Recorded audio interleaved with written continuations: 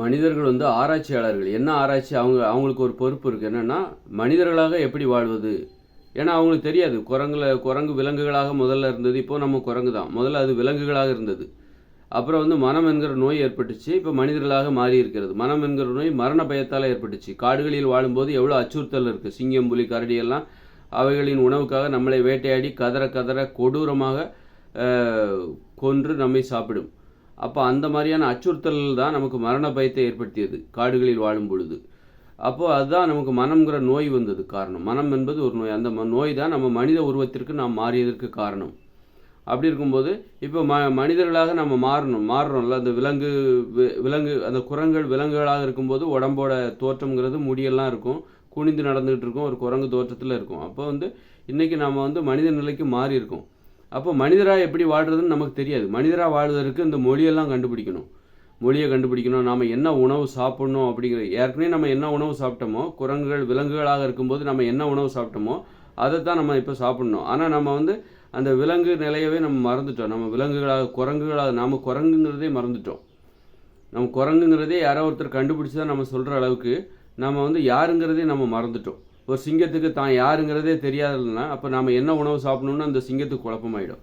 சிங்கத்துக்கு நாம் சிங்கங்கிறது தெரியாத போது அதுக்கு அப்போ நாம் என்ன உணவு சாப்பிடணுன்னு அது குழப்பமாயிடும். அதுபோல் தான் மனிதர்களுக்கு நாம் யாருங்கிறதே தெரில, நாம் ஒரு குரங்குங்கிறதே தெரில நமக்கு.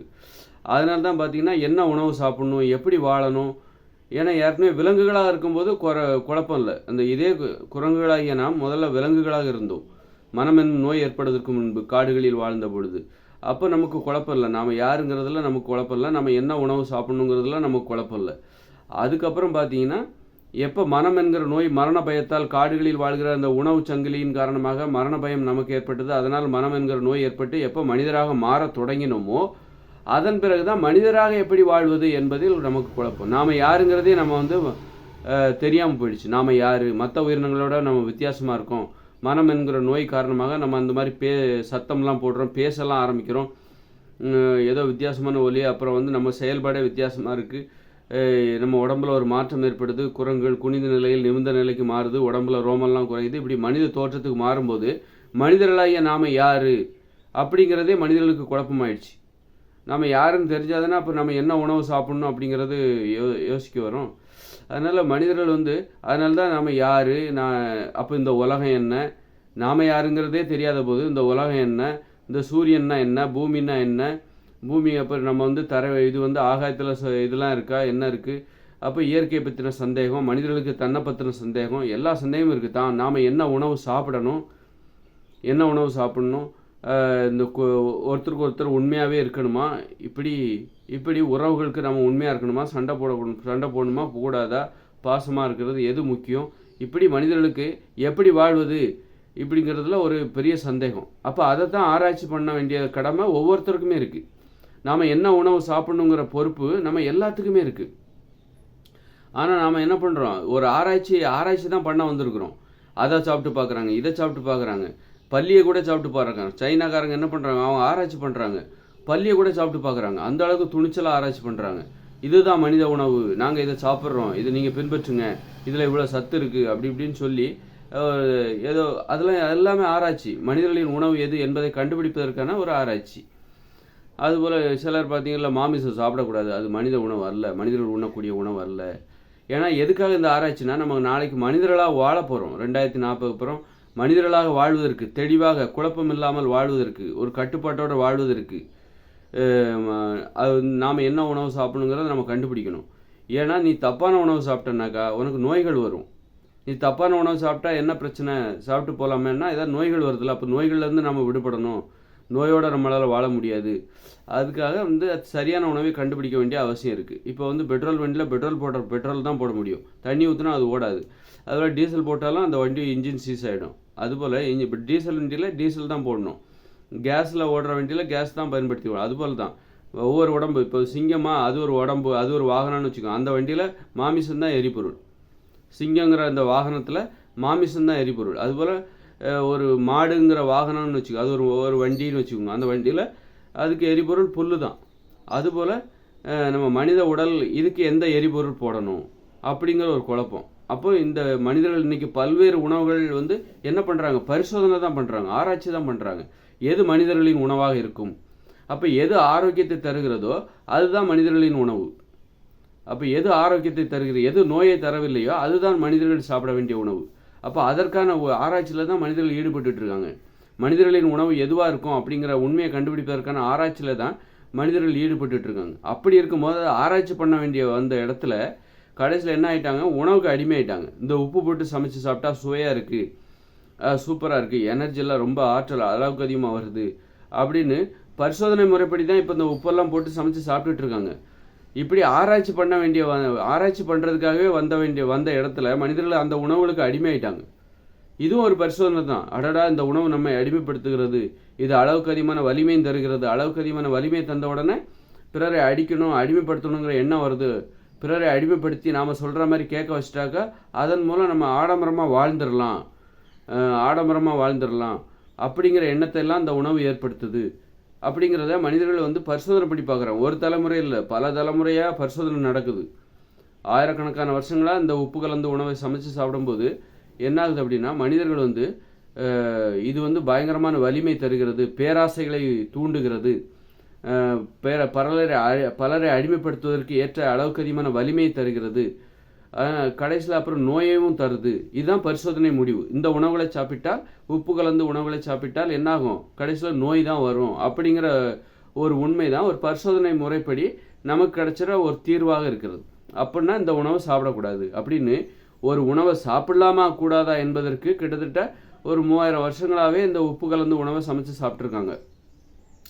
சாப்பிட்டு 3000 வருஷம் தேவைப்படுது இந்த உணவை சாப்பிடலாமா வேண்டாமான்னு. நான் இன்னைக்கு முடிவு எடுக்கிறேன்ல, இதை சாப்பிடக்கூடாது, இது மனித உணவே கிடையாது, அரிசி, கேழ்வரகு, கோதுமை, உப்பு, மாமிசம், மீன், முட்டை, தயிர், மோர், வெண்ணெய், நெய், பால், தேன், இதெல்லாம் மனித உணவே கிடையாது அப்படின்னு நான் இன்னைக்கு முடிவு எடுக்கிறதுக்கு எனக்கு பின்னாடி ஒரு 3000 வருஷத்துக்கு மேலே இந்த மனிதர்கள் வந்து இந்த உணவுகளை சாப்பிட்டு, அல்லது 3000 வருஷமா அதுக்கு மேலே கூட ஒரு 10,000 வருஷம் கூட இருக்கலாம், இந்த உணவுகளை சாப்பிட்டு. எதை சாப்பிடக்கூடாதுன்னு நான் இன்றைக்கி சொல்கிறேன்னா, அரிசி, கேழ்வரகு, கோதுமை, மாமிசம், மீன், முட்டை, தயிர், மோர், பால், வெண்ணெய், நெய், இந்த உணவுகளை சாப்பிடக்கூடாதுன்னு நான் இன்றைக்கி சொல்கிறேன்ல. இந்த முடிவை எடுக்கிறதுக்காக இதுக்கு பின்னாடி மனிதர்கள் பலாயிரக்கணக்கான ஆண்டுகளாக ஒரு பரிசோதனையில் ஈடுபட்டிருக்கிறார்கள். இதை சாப்பிட்டு பார்த்து இதனால் என்னென்ன விளைவு ஏற்படுகிறது, அளவுக்கு அதிகமான வலிமை ஏற்படுகிறது, அளவுக்கு அதிகமான வலிமை ஏற்பட்டால் பெண்களை பார்த்தால் அடக்க வேண்டும், எளியவர்களை பார்க்கும்போது அவளை அடிமைப்படுத்த வேண்டும் என்று தோன்றுகிறது. அந்த வகையில் பெண்களை அடிமையாகிவிட்டார்கள். அடிமையாவதற்கு இந்த உப்பு கலந்து சமைக்கப்பட்ட உணவுகள் தான் காரணம். சண்டையிடுகிறார்கள், இந்த உணவுகளை சாப்பிட்டால் போரிடுகிறார்கள். ஏனென்றால் அளவுக்கு அதிகமான வலிமை வருகிறது. அதனால் தனது வலிமையை நிரூபிப்பதற்காக மனிதர்கள் போரிட்டுக் கொள்கிறார்கள், போரிட்டு செத்து போகிறார்கள். அப்புறம் நோய்களும் வருகிறது. இந்த செயற்கையான உணவு, உப்பு கலந்து சமைக்கப்பட்ட உணவு, மாமிசம், மீன், முட்டை, தயிர், மோர், பால், வெண்ணெய், நெய், தேன், இதெல்லாம் சாப்பிட்டா, அரிசி, கேழ்வரகு, கோதுமை, இதெல்லாம் வந்து சாப்பிட்டாக்கா மனிதர்கள் சண்டையிட்டுக் கொள்கிறார்கள், அளவுக்கு அதிகமான வலிமை ஏற்படுவதால். ஆதலால் அப்புறம் நோயும் வருது. இப்படி இது நம்மை அழிவை நோக்கி அழைத்து சொல்கிறது. அதனால் இது மனிதர்களின் உணவு கிடையாது, இது ஆரோக்கியத்தை தரவில்லை, நம்மை ஆபத்தை நோக்கி அழைத்து செல்கிறது. இந்த பேராசைகளை தூண்டி ஆபத்துகளை நோக்கி, அழிவுகளை நோக்கி நம்மை அழைத்து செல்கிற ஒரு உணவாக இருக்கிறது. பாருங்கள், இந்த இயந்திர அறிவியல் உலகத்தை பாருங்கள். இந்த ஆபத்தான உலகத்திற்கு அழைத்து வந்த உணவு இந்த உணவு தான். இந்த உணவு சாப்பிட்டனால்தான் இப்படிப்பட்ட உலகத்தை உருவாக்க முடிஞ்சது, இப்படிப்பட்ட பிரம்மாண்டமான உலகத்தை உருவாக்க முடிஞ்சது. அந்த பிரம்மாண்டமான உலகத்தை உருவாக்கி இன்றைக்கி ஆபத்தை நோக்கி, அழிவை நோக்கி போய்கிட்டு இருக்கோம். இதுலேருந்து நம்ம தப்புவோமான்னு தெரில. அதுக்கு இந்த உணவு தான் காரணம். ஆகையால் இந்த உணவை சாப்பிடக்கூடாது அப்படிங்கிற ஒரு பரிசோதனை முடிவு. அதை நான் இன்றைக்கி சொல்கிறேன்னா, இதுக்கு பின்னாடி பலாயிரக்கணக்கான ஆண்டுகளாக மனிதர்கள் அதற்கான ஆராய்ச்சியில் ஈடுபட்டிருக்கிறார்கள். அப்போ அதோட முடிவை தான் நான் இன்றைக்கி எடுக்கிறேன். அப்போ பாருங்கள், ஒரு முடிவை பெறுகிற காலம் இது. எவ்வளோ இந்த காலம் என்பது மனிதர்கள் என்ன உணவு சாப்பிட வேண்டும் என்பதை என்கிற ஆராய்ச்சியின் பலனாக இன்று முடிவெடுக்கிற காலம் இது. ஒரு தீர்ப்பு, கோர்ட்டில் வந்து தீர்ப்பு நடக்குது, நீதிமன்றத்தில் விசாரணை, பல மாதங்களாக, பல ஆண்டுகளாக விசாரணை நடக்குது. நாளைக்கு தீர்ப்பு சொல்ல போகிறாரு அப்படின்னு சொல்லுவாங்கள்ல. நாளைக்கு இந்த வழக்கு பல ஆண்டுகளாக நடந்தது, பல மாதங்களாக விசாரணை நடந்தது, இன்று தீர்ப்பு சொல்லப்படுகிறது அப்படின்னு சொல்லுவாங்களா. அதுபோல் நான் இன்னைக்கு தீர்ப்பு சொல்கிறேன். இதற்கு பின்பு எல்லாமே பரிசோதனை. இந்த உணவு சாப்பிடலாமா கூடாதா, நான் இன்னைக்கு வந்து தீர்ப்பு சொல்கிறேன். மனிதர்கள் என்னென்ன உணவு சாப்பிடக்கூடாது, என்னென்ன உணவு சாப்பிடணும்னு நான் இன்னைக்கு தீர்ப்பு தான் சொல்கிறேன். அதற்கான பரிசோதனைகள் வந்து நானும் அதற்கான பரிசோதனையில் ஈடுபட்டேன். ஆனால் என்னுடைய பரிசோதனை மட்டுமே போதுமானதாக இல்லை, எனக்கு உதாரணமாக ஆதாரம் தேவைப்படுகிறது. அதனால் பின்னோக்கி பார்க்கிறேன். இதே உணவை சாப்பிட்ட மனிதர்களின் நிலை என்னவாக இருந்தது கடந்த காலங்களில்? அவர்களுடைய வாழ்க்கை முறை என்னவாக இருந்து? போரிட்டாங்க, சண்டையிட்டாங்க, பெண்களை அடிமைப்படுத்தினாங்க. இதுக்கெல்லாம் என்ன காரணம்? இந்த உணவு தான் காரணம். அளவுக்கு அதிகமான வலிமையை தந்து அடிமைப்படுத்த வேண்டும் என்ற ஆசையை தூண்டி, அதன் மூலம் ஆடம்பரமாக வாழ வேண்டும் என்ற ஆசையை தூண்டுகிறதற்கு இந்த உணவுகள் தான் காரணம். அப்போ எந்தெந்த உணவு சாப்பிடலாம், எந்தெந்த உணவு சாப்பிடக்கூடாது அப்படின்னு நான் இன்னைக்கு தீர்ப்பு சொல்கிறேன். அந்த தீர்ப்பு என்னென்னா, மனிதர்கள் சாப்பிடக்கூடாத உணவுகள் எது, மனிதர்களுக்கு நோயை தந்து பிரச்சனை, ஆபத்தை நோக்கி, அழிவை நோக்கி அழைத்து சொல்லக்கூடிய அளவுக்கு அதிகமான வலிமை தருகிற உணவுகள் எது அப்படின்னு பார்த்தா, மாமிசம், மீன், முட்டை, தயிர், மோர், பால், வெண்ணெய், நெய், அப்புறம் அரிசி, கேழ்வரகு, கோதுமை, அப்புறம் வெள்ளைச்சீனி, உப்பு, மிக மிக முக்கியமாக உப்பு. இதெல்லாம் மனிதர்கள் சாப்பிடக்கூடாது. தேன் சாப்பிடக்கூடாது, பால் சாப்பிடக்கூடாது. தேனீக்களுக்கான உணவு, பால் கண்ணுக்குட்டிக்கான உணவு. தாய்ப்பால் மட்டும் தான் மனிதர்கள் குடிக்கணும். தாயிடந்து மட்டும் தான் குடிக்கணும். 6 வயசுக்குள்ளே கண்டிப்பாக குடிக்கணும். 6 வயசு வரைக்கும் கண்டிப்பாக குடிக்கணும். இதுதான் மனிதர்கள் பால் குடிப்பதற்கான அது பருவம். குழந்தைகளாக இருக்கும்போது மட்டும்தான் தாய்கிட்ட இருந்து மட்டும்தான் அந்த தாய்ப்பால் மட்டும் தான் குடிக்கணும். அதுக்கப்புறம் அந்த தாய்ப்பாலை குடித்தா கூட அது தப்பு அப்படிங்கிற மாதிரி ஒரு தீர்ப்பு. அப்போ மனிதர்கள் சாப்பிடக்கூடிய உணவு எது? காய்கறிகள், பழங்கள், கீரைகள், பருப்புகள், கடலைகள், காளான், இலைத்தலைகள். இதுதான் மனிதர்கள் சாப்பிடக்கூடிய உணவு அப்படின்னு நான் இன்னைக்கு தீர்ப்பு சொல்கிறேன். ஆனால் இதற்கான விசாரணை, இதற்கான ஆராய்ச்சி கடந்த பல ஆயிரக்கணக்கான ஆண்டுகளாக, அல்லது மனித இனம் தோன்றியதிலிருந்து, மனித இனம் உருவானதிலிருந்து, மனம் என்கிற நோய் உருவானதிலிருந்து இன்று வரைக்கும் இதற்கான ஆராய்ச்சி நடந்துகிட்டு இருக்கு. அப்போ பாருங்கள், ஒரு மனித வரலாறுங்கிறது அந்த குரங்குகள் விலங்குகளாக இருந்த காலகட்டத்திலிருந்து மனம் என்கிற நோய் என்னைக்கு ஏற்பட்டதோ அன்றிலிருந்து இன்று வரை நமக்கு மனித வரலாறு. அப்போ அவ்வளோ காலம் இந்த விசாரணை, ஆராய்ச்சி நடந்திருக்கு. இன்னைக்கு நம்ம தீர்ப்பு சொல்கிற இடத்துல இருக்கிறோம். தீர்வு எது, எப்படி வாழணும், அன்பு தான் பெருசு, இதுதான் மனிதர்கள் சாப்பிட வேண்டிய உணவு அப்படின்னு நாம் இன்னைக்கு தீர்ப்பு சொல்கிற இடத்துல இருக்கிறோம். பாருங்கள், தீர்ப்பு சொல்கிற காலகட்டத்தில் நாம் வாழ்ந்துக்கிட்டு இருக்கிறோம்.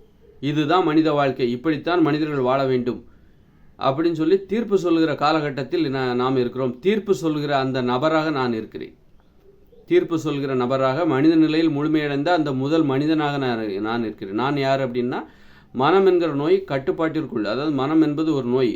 அந்த நோயை நம்ம குணப்படுத்தக்கூடாது, குணப்படுத்தவும் முடியாது. நம்ம மனம் என்கிற நோய் தான் நம்ம மனிதராக வாழ்வதற்கு காரணம். மனிதராக வாழ்வதால் தான் இன்றைக்கி பிற உயிரினங்கள் நம்மை வேட்டையாடாமல் மனித உணவு சங்கிலியிலிருந்து நம்மை பாதுகாத்து கொண்டு இன்று பாதுகாப்பாக வாழ்வதற்கு இந்த மனம் என்கிற நோய் தான் காரணம். இந்த மனம் என்கிற நோயால் நமக்கு நிறைய தீங்கு ஏற்படுது. டெய்லி குளிக்க வேண்டியிருக்கு, பல் விளக்க வேண்டியிருக்கு, இல்லைன்னா உடம்பெல்லாம் நாரி போயிடும், புண்ணு வந்துடும். அப்போ இதெல்லாம் இந்த மனம் என்கிற நோய் தான். பிற உயிரினங்கள் இந்த திறந்த வழியில் வாழும், நம்மளால் திறந்த வழியில் வாழ முடியாது. எவ்வளோ மழையோ குளிரோ எவ்வளோ நாள் திறந்த வழியில் பிற உயிரினங்கள் வாழும், நம்மளால் வாழ முடியாது. அந்த அளவுக்கு நோய் எதிர்ப்பு சக்தி குறைஞ்சி போச்சு. இதெல்லாம் மனம் என்கிற நோயால் தான். அதே நேரத்தில் நம்ம சிங்கமோ புலியோ நம்ம வேட்டையாட முடியாது, அந்த அளவுக்கு நம்மளால் பாதுகாத்துக்க முடியும். இது மனம் என்கிற நோயால் நமக்கு கிடைச்சிது. அதனால் மனம் என்கிற நோய் நமக்கு தேவை. அதே நேரத்தில் அது கட்டுப்பாட்டை மீறி போயிடக்கூடாது, நமது கட்டுப்பாட்டிற்குள் இருக்க வேண்டும். மனம் என்கிற நோய் நமது கட்டுப்பாட்டிற்குள் இருக்க வேண்டும், நமது கட்டுப்பாட்டை மீறி போயிடக்கூடாது. அதுதான் இன்றைக்கி பார்த்தீங்கன்னா தியானம் பண்ணுறாங்கல்ல, மனம் என்கிற நோயை, அந்த மனத்தை கட்டுப்படுத்தணுங்கிறக்காக தியானம் பண்ணுறாங்க. ஒரு மனம் என்பதே இல்லாத ஒரு நிலையை உணர்கிறாங்க தியானத்தில். அப்போ மனம் என்கிற நமக்கு தேவை. திரும்ப தியானத்திலேருந்து விடுபட்டோடனே திரும்பவும் அந்த மனம் என்பது திரும்பவும் விடுகிறது. அதனால் மனம் என்கிறது நமக்கு தேவை, அது இல்லாத ஒரு நிலையும் இருக்கக்கூடாது. அதனால தான் நம்ம மனிதராக மாறி இருக்கோம், மனிதராக இன்றைக்கி பாதுகாப்பாக வாழ்ந்திருக்கோம். அதே நேரத்தில் மனம் என்கிற நோயால் நமக்கு நிறைய பிரச்சனைகளும் இருக்குது. இந்த குளிரை தாங்க முடியல, திறந்த வழியில் ஒரு நைட்டு தூங்க முடியாது, இப்படி நிறைய பிரச்சனைகள் இருக்குது. அப்படி இருக்கும்போது மனம் என்கிற நோய் நமக்கு கட்டுப்பாட்டுடன் தேவை. அது மனம் என்பது முற்றிலும் இல்லாமலும் போயிடக்கூடாது. அதே நேரத்தில் அது அளவுக்கு அதிகம் கட்டுப்படுத்த முடியாத நிலையும் இருக்கக்கூடாது. இன்றைக்கி வந்துக்கிட்டே இருக்கல எண்ணங்கள், கனவுகள், யோசனைகள், சிந்தனைகள், இதெல்லாம் வந்துக்கிட்டே இருக்கல. அந்த நிலை நமக்கு வரக்கூடாது. அதை கட்டுப்படுத்தணும். அதாவது தேவையான அளவு தான் வரணும். இப்போ நான் மனித நிலையில் முழுமையடைஞ்சவன் அப்படின்னா அதை எதனால் சொல்கிறேன் அப்படின்னா, எனக்கும் எண்ணங்கள், கனவுகள், யோசனைகள், சிந்தனைகள், கற்பனைகள் இதெல்லாம் வந்துக்கிட்டே இருந்தது, மனசில் வந்துக்கிட்டே இருந்தது, நான் ஸ்டாப்பாக வந்துக்கிட்டே இருந்தது. அப்போ நான் எனது ஆராய்ச்சியின் காரணமாக 2006 நான் எனக்குள்ளே கேட்டேன், மனிதர்கள் தன்னைத்தானே பார்த்து பயப்படுறாங்க, குழம்புறாங்க. மனிதர்கள் தான் யாருன்னே மனிதர்களுக்கு தெரில. அதனால் அவருடைய அந்த பயமும் கோபம் குழப்பம் எல்லாம் சேர்ந்து தான் மனசில் இந்த எண்ணங்கள் இதெல்லாம் தேவையற்ற இதெல்லாம் வந்துக்கிட்டே இருக்குது அப்படின்னு நான் கேட்ட கேள்வி அந்த மனசில் ஒரு வெற்றிடம் ஏற்பட்டது. ஒரு வெற்றிடம்னா எப்படி, தொடர்ந்து வந்து கொண்டிருந்த, ஓய்வில்லாமல் இடைவெளி இல்லாமல் வந்து கொண்டிருந்த அந்த எண்ணங்கள், கனவுகள், யோசனைக்கு இடையில் ஒரு வெற்றிடம். அந்த அந்த எண்ணங்கள் எல்லாம் நின்றுச்சு, ஸ்டாப் ஆச்சுது.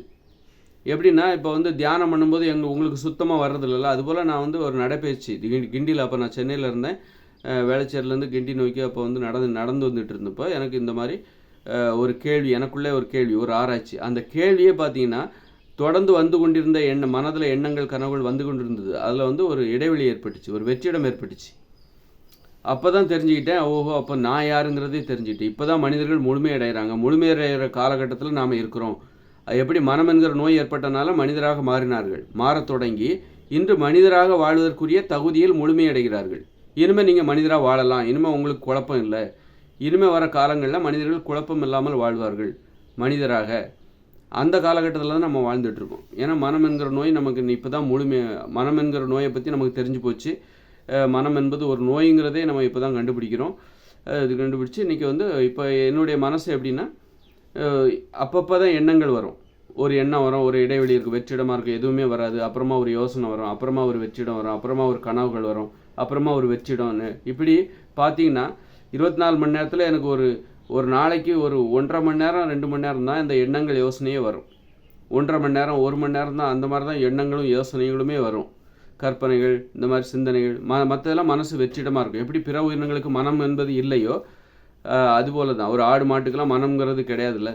அதுபோல் எனக்கு மனம் என்பது இல்லை என்று சொல்லவில்லை, அது வந்து கொஞ்சமாயிடுச்சு. இப்போ உங்களுக்கு 24 மணி நேரமும் உங்களுக்கு மனசில் எண்ணங்கள் ஓடிக்கிட்டே இருக்கும். நீங்கள் தூங்கும்போது கூட உங்களுக்கு தெரியாது, அது ஓடிக்கிட்டே இருக்கும். ஆனால் எனக்கு எப்படின்னா 24 மணி நேரமும் முன்னாடி வந்துட்டு இருந்தது. இப்போ வந்து எனக்கு கேட்ட இந்த மாதிரி கேள்விகள் இதனால் என்னன்னா, ஒரு யோசனை வரும், அப்புறமா தான் ஒரே வெற்றிடமாக இருக்கும், எதுவுமே வராது. அப்புறமா கொஞ்ச நேரம் கழித்து ஒரு எண்ணங்கள் வரும், ஒரு எண்ணம் வரும், அப்புறமா ஒரு வெற்றிடம் இருக்கும், அப்புறமா கொஞ்ச நேரம் கழித்து ஏதோ ஒரு சிந்தனை வரும். இந்த மாதிரி தான் இப்போ என் மனசை பார்த்திங்கன்னா ஒரு நாளைக்கு பார்த்திங்கன்னா ஒரு 1.5 மணி நேரம் 2 மணி நேரம், அதிகபட்சமாக 2 மணி நேரம், குறைஞ்சபட்சம் 1 மணி நேரம், இவ்வளோ தான் எண்ணங்களே வரும். இதுதான் வந்து மனித நிலையில் முழுமையடைந்த அந்த நிலை. இப்பொழுதுதான் மனிதர்கள் மனித நிலையில் முழுமையடைகிறார்கள் அப்படின்னு நான் சொல்ல வரேன். அந்த நிலையில் முழுமையடைந்த முதல் மனிதனாக நான் இருக்கிறேன். இனிமே பிறக்கிற பிள்ளைகள் அந்த நிலையை அடைவார்கள். இப்போ நான் அந்த நிலையை அடைஞ்சேன், இனிமே பிறக்கிற பிள்ளைகள் அந்த நிலையை அடைவார்கள். இப்போ அந்த இயற்கையாகவே அந்த நிலையை அடைவார்கள். அதனால் அவங்களால என்ன மாற்றம் ஏற்படும் அப்படின்னா, கடினமாக உழைக்க முடியாது. இப்போ உங்களுக்கு எண்ணங்கள் கனவுகள் யோசனைகள்லாம் வந்துக்கிட்டே இருக்கா, அது என்னென்னா அது கடினமாக உழைக்குது. மனசு தொடர்ந்து ஓய்வு இல்லாமல் உழைத்து கொண்டே இருக்கிறது. இப்போ என்னுடைய மனசு பார்த்திங்கன்னா அதுபோல் தான் ஓய்வு இல்லாமல் உழைத்து கொண்டிருந்தது. அப்போ நான் கேட்ட அந்த விசாரணை, கேள்விகள், ஆராய்ச்சி இதன் பலனாக இப்பொழுது எனது மனது என்பது அந்த தொடர்ச்சியாக இடைவெளி இல்லாமல் எண்ணங்கள் யோசனைகள் கனவுகள்லாம் வந்து கொண்டே இருப்பதில்லை. அப்பப்போ ஒரு எண்ணம், அப்புறமா ஒரு யோசனை, அப்புறம் வெற்றிடம், இப்படி தொடர்ச்சியாக கடினமாக ஓய்வில்லாமல் உழைத்து கொண்டிருந்த எனது மனது என்பது இப்பொழுது மிக குறைவாக உழைத்து கொண்டிருக்கிறது, மிக எளிமையாக உழைத்து கொண்டிருக்கிறது. அடிக்கடி ஓய்வு எடுத்துக்கொள்ள அந்த வெற்றிடம் என்பது ஒரு ஓய்வெடுத்து. அதனால் என்ன ஆகும் அப்படின்னா, இந்த இயந்திர அறிவியல் உலகமே செயலிழந்துடும். ஏன்னா இந்த இயந்திர அறிவியல் உலகம் உருவானதற்கு இந்த மனசு தொடர்ந்து எண்ணங்கள் வண்ணங்கள் வந்துக்கிட்டே இருக்குது இல்லை, இந்த கடின உழைப்பு தான் இந்த இயந்திர அறிவியல் உலகம் உருவானதுக்கு காரணம். கடின உழைப்பின் மூலமாகத்தான் இந்த இயந்திர அறிவியல் உலகை நாம் உருவாக்கினோம். அப்போ இனிமேல் வந்து இப்போ எனக்கு பார்த்தீங்கன்னா என் மனசு எளிமையாக மாற்றப்பட்டு விட்டது. எளிமையான ஒரு இயக்கம் வந்துவிட்டு இடையிடையில் நிறைய வெற்றிடம் வந்துருச்சு. அப்போ இனிமேல் என்னால் கடினமாக உழைக்க முடியாது, எளிமையாக தான் என்னால் வாழ முடியும். அதனால் எதிர் நேரத்தில் என்னால் சோம்பேறியாகவும் இருக்க முடியாது, எளிமையாகத்தான் வாழ முடியும், கடினமாகவும் உழைக்க முடியாது, கடினமாக உழைக்க முடியாது. அப்போ இனிமேல் பிறக்கிற குழந்தைகள் இதுபோல தான் ஒரு நிலையை அடைவாங்க அப்படின்னா, அப்போ இனிமேல் இந்த உலகத்தை யார் பாதுகாப்பாங்க? இனிமேல் பிறக்கிற உலகத்தில் இருக்க எல்லாருமே இந்த நிலையை அடைந்தவர்களாக இருப்பார்கள், மனதில் இந்த மாற்றத்தை பெற்றவர்களாக இருப்பார்கள். அதனால் அவங்களால கடினமாக உழைக்க முடியாது. அப்படி இருக்கும்போது கடினமாக உழைக்க முடியாதுன்னா இந்த இயந்திர அறிவியல் உலகத்தை இனிமேல் பிறக்கிற குழந்தைகளால் பாதுகாக்க முடியாது, பராமரிக்க முடியாது, தக்க வைக்க முடியாது, தக்க வைக்க வேண்டிய அவசியம் இல்லை. இது ஆபத்தை நோக்கி அழிவை நோக்கி அழைத்து செல்கிற உலகமாக இருக்கிறது. மகிழ்ச்சியாக வாழ்வதற்கு இதெல்லாம் நமக்கு தேவையில்லை. காரு பஸ்ஸு தொழிற்சாலை இதெல்லாம் தேவையில்லை. இது வந்து மகிழ்ச்சியாக வாழாமல் செய்யத்தான் இது முடியுமே தவிர மகிழ்ச்சியாக வாழ்வதற்கு இது தேவையில்லை. மகிழ்ச்சியாக வாழ்வதற்கு நமக்கு குடிசைகள் தான் தேவை, காடுகள் தான் தேவை, குடிசை விவசாய நிலம் தான் தேவை, நடனம் ஆடல் பாடல் குடும்பத்தோடு இருக்கணும். நாடோடித்தனமான வாழ்க்கை தற்போதுள்ள உலகத்தில் இருக்கிறது, அது மகிழ்ச்சியாக வாழ்வதற்கு உதவாது. தற்போதுள்ள உலகம் மகிழ்ச்சியாக வாழ்வதற்கு பதிலாக அழிவை நோக்கி நம்மை அழைத்து செல்கிறது, ஆபத்தை நோக்கி அழைத்து செல்கிறது. அதனால் இந்த உலகம் தேவையில்லை. அதனால் இனிமே பிறக்கிற பசங்க மகிழ்ச்சியாக எப்படி வாழ்வது, எளிமையாக வாழ்ந்து எப்படி மகிழ்ச்சியாக வாழ்வது என்பதை தெரிந்தவர்களாக இருப்பாங்க. அதனால கட்டுப்பாடாக இருப்பாங்க, ஒழுக்கமாக இருப்பாங்க. ஒழுக்கமாக இருந்தால் தான் மகிழ்ச்சியாக இருக்க முடியும். எளிமையாக வாழ்ந்தாலும் அதில் ஒழுக்கம் இருக்கும், கட்டுப்பாடு இருக்கும். இந்த மாதிரியான மாற்றம் இனிமேல் சந்திக்க போகிறோம்.